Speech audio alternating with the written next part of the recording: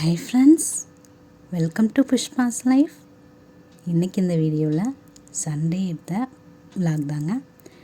கண்டிப்பாக இந்த பதிவு உங்களுக்கு ஒரு பாசிட்டிவ் வைப்ஸை கொடுக்கும். வாங்க வீடியோக்குள்ளே போயிடலாம். இன்றைக்கி பார்த்தீங்க அப்படின்னா ஒரு 5:20 அப்படிங்கும்போது தாங்க எந்திரிக்க முடிஞ்சுது.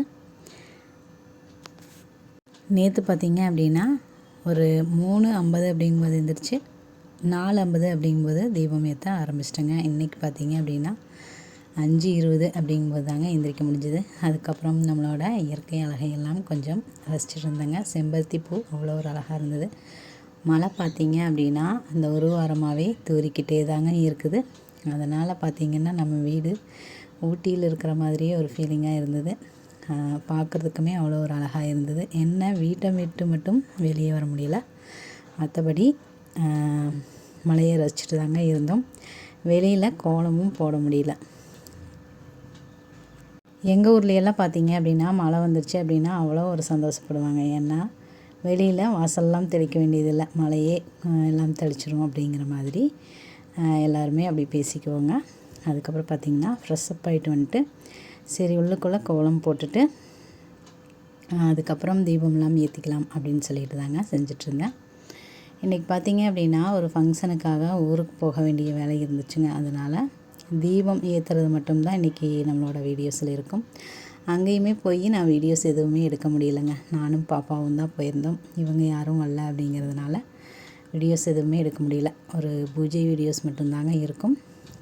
அதுக்கப்புறம் ஒரு 6 மணி இருக்கும் அப்படின்னு நினைக்கிறேன். அப்போ தாங்க 6:20 இருக்கும் அப்படின்னு நினைக்கிறேன். அப்போ தான் நான் தீபமெல்லாம் இன்றைக்கி ஏற்ற ஆரம்பித்தேங்க. சுக்ரவாரி நேரத்தில் தான் ஏற்றினேன்.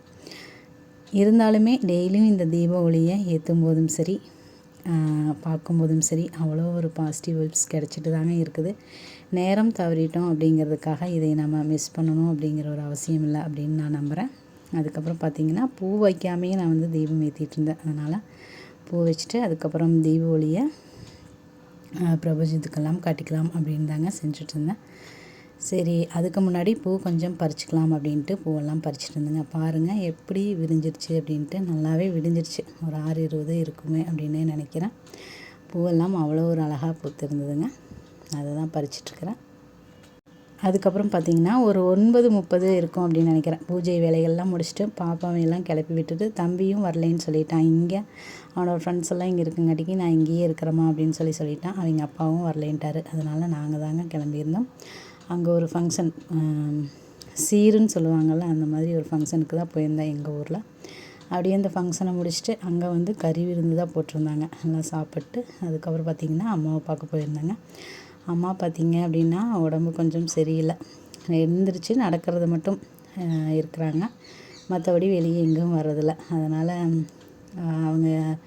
அவங்களோட ஃபீலிங்கே கொஞ்சம் வேறு மாதிரி இருந்தது. நான் இருந்து என்ன பண்ண போகிறேன் அப்படிங்கிற மாதிரியே ஃபீல் பண்ணிகிட்டு இருந்தாங்க. அதை கேட்கும்போது எனக்கு அவ்வளோ ஒரு சங்கட்டமாக இருந்துச்சு. நம்மளை பார்த்துக்கிட்டவங்க அவங்க இல்லாமல் நாம் இல்லை அப்படிங்கிற மாதிரி ஒரு சிச்சுவேஷன்லையெல்லாம் நாம் இருந்து அதையெல்லாம் தாண்டி அவங்க இப்படி சொல்லும்போது எனக்கு ரொம்பவுமே கஷ்டமாக இருந்ததுங்க. எனக்குமே பார்த்திங்க அப்படின்னா அது என்ன ஒரு விதமான ஒரு பய உணர்வா அது என்ன அப்படிங்கிறது எனக்கு சொல்ல தெரியல. ஆனால் அந்த நிமிஷம் பார்த்திங்க அப்படின்னா எனக்கு வந்து ஒரு எப்படி சொல்கிறது, யாருமே இல்லாத மாதிரி ஒரு தனிமையை உணர்ந்த மாதிரி ஒரு ஃபீலிங்காக இருந்துச்சுங்க. அது வீட்டுக்கு வந்தும் கூட என்னால் அதிலேருந்து கொஞ்சம் வெளிவர முடியல. ரொம்பவுமே ஒரு கஷ்டமாக இருந்தது. வந்து பார்த்திங்கன்னா எங்கள் வீட்டுக்காரர் தான் இன்றைக்கி சமையல் செஞ்சுருந்தாங்க. மீன் குழம்பு வச்சுருந்தாங்க. அது கூட சாப்பாடு நான் காலையிலே வச்சு விட்டு போயிருந்தேன். குழம்பு மட்டும் அவர் வந்து வச்சுருந்தார். வந்து அவரே செஞ்சிருந்தனால இன்றைக்கி ஃபுல்லாக பார்த்திங்கன்னா வந்து ஒரே ரெஸ்ட்டு தாங்க. மழையும் பேஞ்சிக்கிட்டே இருந்ததுனால ஃபுல்லாக ரெஸ்ட்டு தாங்க எடுத்திருந்தோம். பார்த்திங்கன்னா அதே யோசனையாகவே தான் இருந்தது. அப்படி இருக்கும்போதும் கூட உங்களோட அன்பெல்லாமே ஞாபகத்துக்கு வந்தது. எனக்கு வந்து தேன்மொழி சிஸ்டர் தாங்க ஞாபகத்துக்கு வந்தாங்க. அவங்க வந்து கூட பிறந்தவங்க யாருமே இல்லை, எனக்குன்னு யாரும் இல்லை, அம்மா அப்பா கூட இல்லை அப்படிங்கிற மாதிரி சொல்லியிருந்தாங்க அப்படின்னு நினைக்கிறேன். ஆனால் இப்போ தான் எனக்கு அவங்களோட ஞாபகம் வந்தது.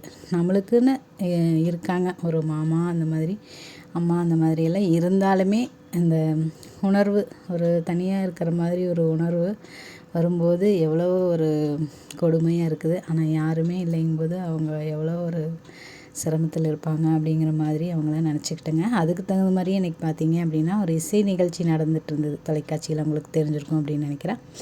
அதுலேயுமே ஒருத்தவங்க வந்து நல்லா பாடியிருப்பாங்க. அவங்களோட ஃபேன்ஸ் பார்த்தீங்க அப்படின்னா ஹேண்டிகேப்ஸ் எல்லாம் அவங்களோட ஃபேன்ஸ் அந்த மாதிரி காட்டியிருந்தாங்க.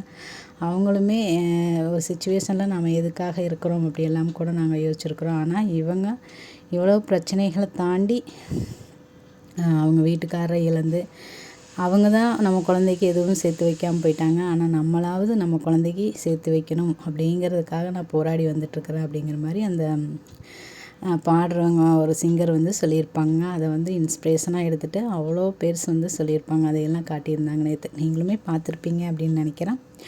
அதை பார்க்கும்போது இன்னுமே கொஞ்சம் மனசு லேசாயிடுச்சுங்க. அவ்வளோ ஒரு இதாக இருந்தது. அப்படியே தான் இருந்தது இன்றைக்கி ஃபுல்லாகவே.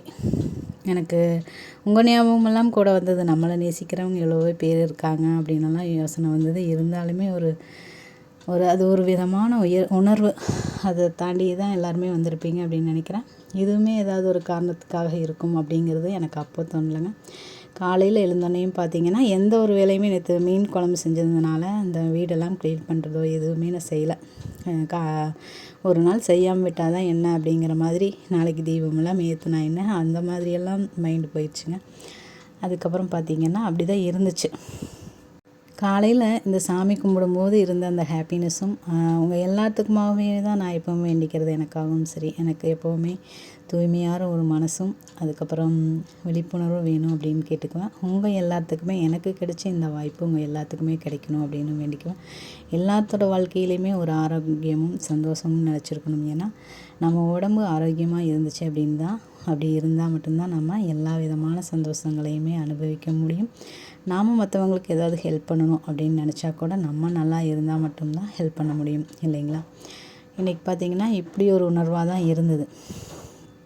ஆனால் இந்த உணர்வெல்லாம் பார்த்திங்கன்னா அடுத்த நாள் இன்றைக்கி வந்து ஞாயிற்றுக்கிழமை, திங்கக்கிழமை இந்த வீடியோ வரும் அப்படின்னு நினைக்கிறேன். அடுத்த நாள் பார்த்திங்க அப்படின்னா அந்த உணர்வுகள்லாம் எங்கே போச்சுன்னே தெரிலங்க. ஒரு 3 மணிலேருந்து எழுந்திரிக்கணும்னு ட்ரை பண்ணால் இருந்தாலும் தூங்கிடலாம் அப்படின்னே தூங்கிட்டே தாங்க இருந்தேன். அப்புறம் ஒரு 4:20 அப்படிங்கும்போது இப்படியே இருந்தோம் அப்படின்னா இன்னுமே நம்மளோட தாட்ஸ் என்னாவே ஒரு நெகட்டிவ் வைப்ரேஷனாக மாறிடும். நெகட்டிவான ஒரு எண்ணங்கள் நோக்கியே தான் போகும். நம்ம தான் இதை வந்து மாற்றிக்கணும் அப்படின்னு புரிஞ்சுட்டு அதுக்கப்புறம் நாளைக்கு வீடியோவில் வருங்க, அதை எல்லாமே ஷேர் பண்ணியிருப்பேன். அதுக்கப்புறம் பார்த்திங்கன்னா எப்பவும் என்னோடய வேலைகளை ஸ்டார்ட் பண்ண ஆரம்பித்தேங்க. அப்போ தான் எனக்கு ஒரு விஷயம் புரிஞ்சுது. இதுவும் கடந்து போகும். அந்த மாதிரி கடமை செய் பலனை எதிர்பாராது, இந்த மாதிரி நிறைய விஷயங்கள் சொல்கிறத நீங்கள் கேள்விப்பட்டிருப்பீங்க. அந்த மாதிரி ஒரு எண்ணம் தாங்க எனக்குமே தோணுச்சு. இதுவும் ஒரு விதமான பாடம் தான். இதிலேருந்து நாம் கடந்து வெளிவரணும் அப்படிங்கிற மாதிரி தாங்க எனக்கும் தோணுது. நான் எங்கள் அக்காட்ட கூட சொல்லியிருந்தேன், அக்கா இன்றைக்கி என்னமோ தெரியல, யாருமே இல்லாத மாதிரி ஒரு உணர்வாக இருக்குது, ஒரு மாதிரியாக இருக்குது அப்படின்னு சொல்லும்போது எங்கள் அக்கா கூட அப்படி தான் சொல்லி, இந்த மாதிரி எனக்குமே நிறைய டைம் வந்திருக்குதுமா, அதை தாண்டி தான் வரணும், இதையும் நாம் கடந்து வரணும் அப்படிங்கிறதுக்காக தான் இந்த சூழ்நிலைகள்லாம் வருது அப்படின்னு நினைக்கிறேன். அதனால் எதை பற்றியும் கவலைப்படாத, தைரியமாக இரு அப்படின்னு எங்கள் அக்கா கூட சொல்லியிருந்ததுங்க. நானும் அப்படி தான் நினச்சேன். அதை கேட்கும்போது கொஞ்சம் கஷ்டமாக இருந்தது. ஆனால் அதை கடந்து இப்போ நான் வெளியே வந்துட்டேன். அதுக்கப்புறம் பார்த்திங்கன்னா அவ்வளோ ஒரு எப்படி சொல்கிறது, ஒரு பாசிட்டிவ் வைப்ஸு, ஒரு தைரியம், எனக்கு கான்ஃபிடென்ஸ் எப்படி சொல்கிறதுன்னு தெரியல. அதுலேருந்து வெளியே வந்து என்னோடய வேலைகளை மறுபடியும் நான் செய்ய ஆரம்பித்ததுக்கப்புறம் பார்த்திங்க அப்படின்னா உண்மையிலேயே என்னை பார்த்து இன்ஸ்பிரேஷன் ஆனவங்களும் நீங்கள் நிறைய பேர் இருப்பீங்க அப்படிங்கிற ஒரு எண்ணமும் எனக்கு வந்துச்சு. அந்த மாதிரி இருக்கும்போது நம்மளே இந்த மாதிரியெல்லாம் இருக்கக்கூடாது அப்படின்னு சொல்லிட்டு இப்போ போலயே என்னோடய வேலைகளை ஸ்டார்ட் பண்ண ஆரம்பிச்சிட்டேங்க. அதுக்கப்புறம் தான் எனக்கு ஒரு உண்மை புரிஞ்சுது. இவ்வளோ நாளாக எவ்வளவோ பாசிட்டிவான விஷயங்களை எல்லாம் பேசியிருக்கிறோம். கடைசியில் நம்மளுக்கும் கூட இந்த மாதிரி நிலைமை, எவ்வளவு நம்ம விஷயங்களை எல்லாம் செஞ்சாலும் கூட எல்லாத்துக்குமே இந்த மாதிரி வரத்தான் செய்யுது. அதையும் தாண்டி தான் நாம் வெளிவரணும் அப்படிங்கிற ஒரு எண்ணம் எனக்கு புரிஞ்சுது. ஒரு உறுதியோடு எப்போவுமே நாம் இருக்கணும். எந்த விதமான பிரச்சனைகள் எப்படி வேணாலும் வரலாம், எப்படி வேணாலும் நம்மளை தாக்கலாம். அதிலிருந்து நாம் எப்படி மீண்டு வந்து நம்மளோட வேலைகளை தொடர்ந்து கடமையை செய்கிறோம் அப்படிங்கிறது தான் முக்கியம் அப்படிங்கிற மாதிரி எனக்கு ஒரு பாசிட்டிவ் வைப்ஸ் கிடச்சிதுங்க. அதை தான் இன்றைக்கி நான் கூட ஷேர் பண்ணிக்கிறேன். சரி, நம்ம ஃபேமிலியில் இருக்கிற எல்லாத்துக்குமே ஒரு மிகப்பெரிய ஹை சொல்லிடலாங்க.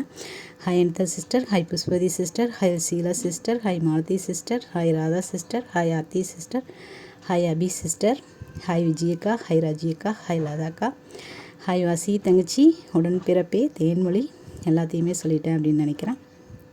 இந்த வாழ்க்கை நமக்கும் நம்மளை சுற்றி இருக்கிறவங்களுக்கும் மகிழ்ச்சியே தரட்டுங்க. தேங்க்ஸ் ஃபார் வாட்சிங் ஃப்ரெண்ட்ஸ். தேங்க்யூ.